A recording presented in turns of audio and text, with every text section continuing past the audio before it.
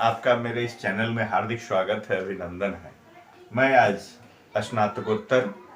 स्नातक प्रतिष्ठा संस्कृत विषय के छात्रों के लिए लेके आ रहा हूँ कृत्य प्रकरणम। इसका सूत्र है पोर्दुपधात। ये पोर्दुपधात कहता क्या है, इसकी व्याख्या संस्कृत में मैं पहले कर देता हूँ। कहता है पोर्दुपधात कहता है कि पवर्गांतात, पवर्गांतात यानी पवर्ग के वर्ण जिस धातु के अंत में हो उन धातुओं से, और औपधात और जिसकी उपदा में हो औपधात। पवर्गांतात अत उपधात, अत यहां है, अत मतलब अत उपधात यत् स्यात् भवेत् इत्यर्थ। कहता है जिस धातु के अंत में पवर्ग का वर्ण और उसकी उपधा में अ हो, ऐसे धातुओं से यत् प्रत्यय होना चाहिए हो। यह कहते हैं पाणि अष्टाध्यायी के तीसरे अध्याय के प्रथम पाद का 98 सूत्र है। अष्टनवति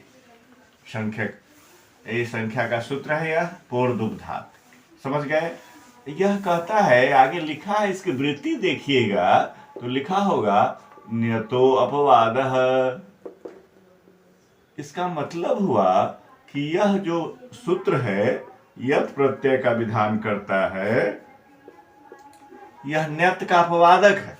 न्यत का अपवाद इसलिए कहा कि रिहलोर्न्यत से जो न्यत प्रत्यय होता है तो रिवर्णांत से भी होता है और हलंत से भी होता है, लेकिन हलंत में यदि पवर्ग का कोई वर्ण हो तो वहां न्यत नहीं होगा, यत होगा। इसलिए कहा कि न्यत का यह अपवाद है।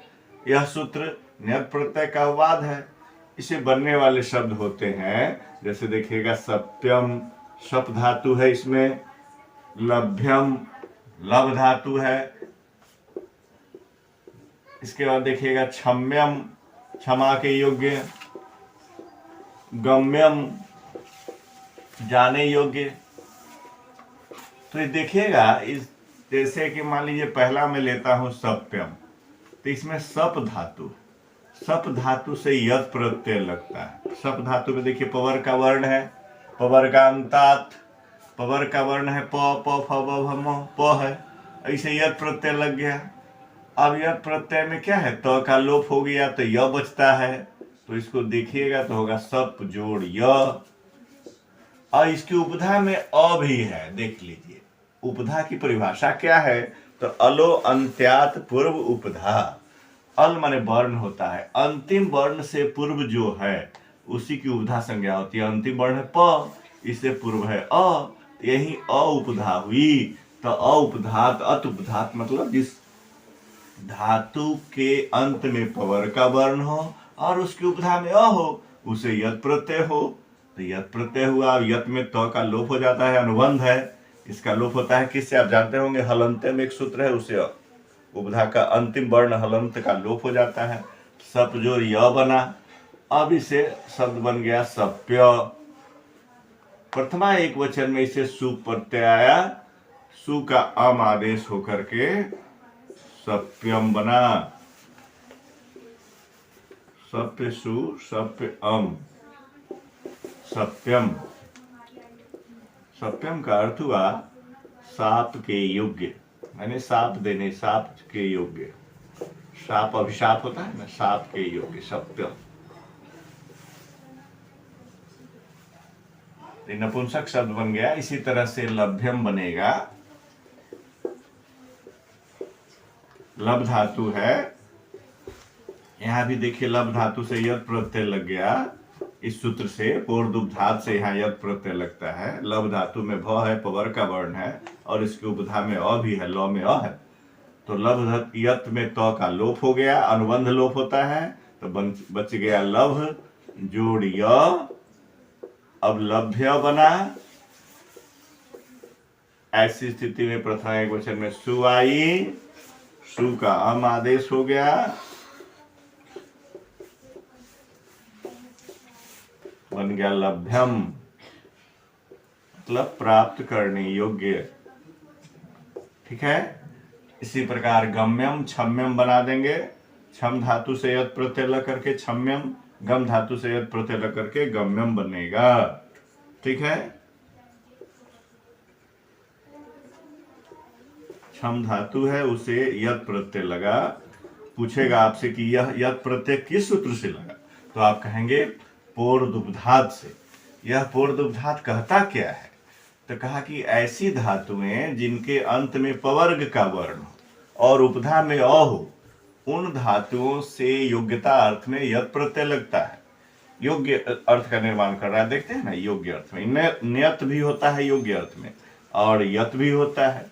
तो न्यत के लिए सूत्र दिया रिहलोर न्यत, रि वर्णाम तेभ्य हलंतेभ्य च धातुभ्य यत स्यात्, धातुभ्य उनसे न्यत होता है, रि वर्णांत और हलंत धातुओं से। तो ये तो हलंत भी है सप धातु, लेकिन यत हुआ है, तो इसीलिए कहा कि यह न्यत का अपवाद है। काहे, तो इसमें एक सूत्र में लगा दिया विशेषण कि अगर उपवर्ग का अंतिम वर्ण हो तो हाँ न्यत नहीं होगा, यते होगा, इसलिए यह न्यत का अपवाद कहलाता है। ठीक है। अब मैं समझता हूं आप इसको समझ चुके होंगे।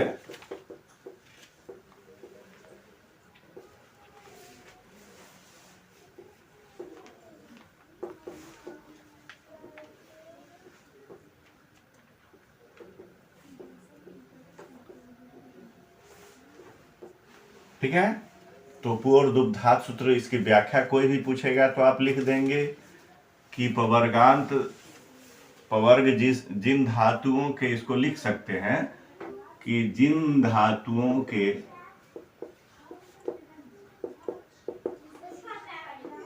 अंत में पवर्ग का वर्ण हो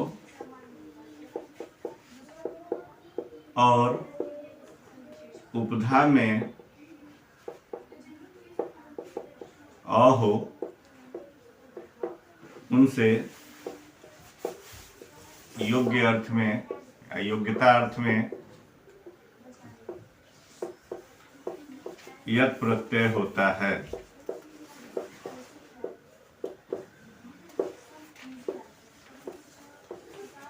यह न्यत प्रत्यय का अपवाद है।